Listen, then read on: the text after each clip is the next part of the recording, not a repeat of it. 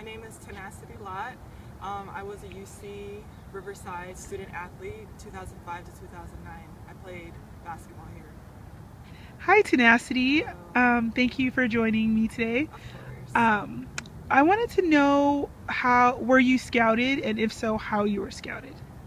I actually was scouted. I wasn't one of those popular recruits though. I had just moved here from Las Vegas, so a lot of people didn't know me from junior high to high school. So I actually wrote 30 handwritten letters to 30 different colleges, and I just, pretty much gave them information about myself and said, "This is my schedule. I want you to come see me play in high school," and it got their attention. And I was actually scouted by UCR. I want to say my senior year in high school, and they were actually competing with other schools because I was getting scholarships from San Diego State. Pepperdine was recruiting me. Washington State was huge on my list because they have a football team. They were Oh, huge on my awesome. list. But UCR came hard. As soon as I got to UCR, I met the head coach for the very first time, and he offered me a 4-year scholarship right there, Okay. right there on And the spot. and when he offered you the scholarship, did he talk to your parents at all, or to you? Like, were there any promises made as far as your education was concerned? Like, was education a huge goal for you, or was it more so that you wanted to go pro? What was your collegiate goal coming in to Honestly, UCR? I wanted to just play basketball, and if a degree came with it, then a degree is what I was going to get. But my mother always enforced education. She always used to tell me, "You're going to school, you're going to college, you're going to get a degree." She always used to say that. But I seen it as I wanted to play basketball. So our coach, he actually sat on our living room couch, and my mom said, "I need you to take care of her.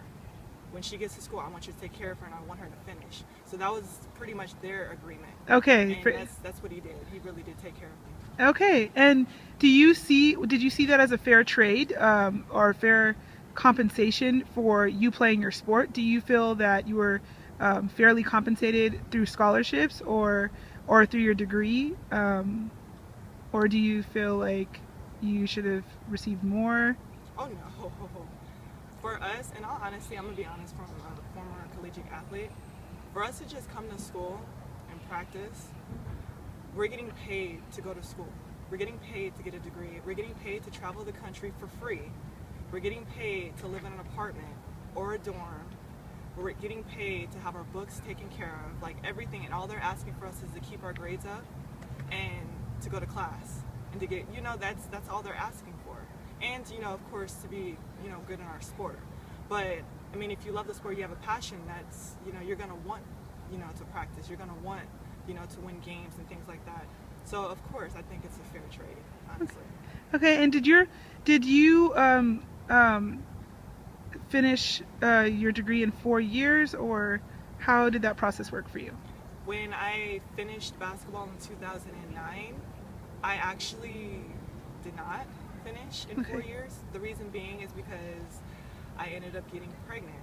Okay. And that towards the end of my basketball year, my basketball season, I ended up getting pregnant. So what my coach did, which I think is amazing, he actually gave me time off. He told me to take about 2 to 3 quarters off, and then to come back the following spring, and he would pay for my quarter. So spring quarter, I came back and I finished my 21 units, and I ended up graduating. So it seems like your coach was he placed a strong emphasis on your education as well, not just your experience as an athlete. Did he stay on top of you as far as your classes are concerned, or was he more so focused on your talent and cultivating that? Both. Okay. Him and the assistant coaches were very tough, and they wanted us to always stay eligible. Hmm. I believe as an athlete, you needed to be either 1.8 or 2.0. Okay. I believe, I'm not sure if it changed, but they were really tough on us, and we had study hall, which was just the basketball team had to be in study hall at a specific time to do homework only for 2 hours. Okay. So they made so many ways for us to stay on top of our academics. Even when we had away games, we had study hall and hotel lobbies. Wow. When people were celebrating for homecoming and fraternity parties and stuff, we were having study hall in our dorms. So our coaches really were on top of us to maintain, a high GPA. Speaking of homecoming, do you feel like you missed out on your college experience as a student, in general, because of your playing ball? I don't think that I missed out. I think that I had a different kind of experience as a student because, um, yes, the students, they had homecoming here and they have, fraternity and sorority parties and stuff, but we traveled the world for free. We went to Alaska. I've never been on a plane before I got to college, and we traveled all over the country. We've gone to Alaska to play in tournaments. We went to Greece for 2 weeks for free just to play basketball. Wow. And I mean, my experience is different. I had a real nice, rich athletic experience. That's awesome. Thank you for your time and for allowing me to interview you. Of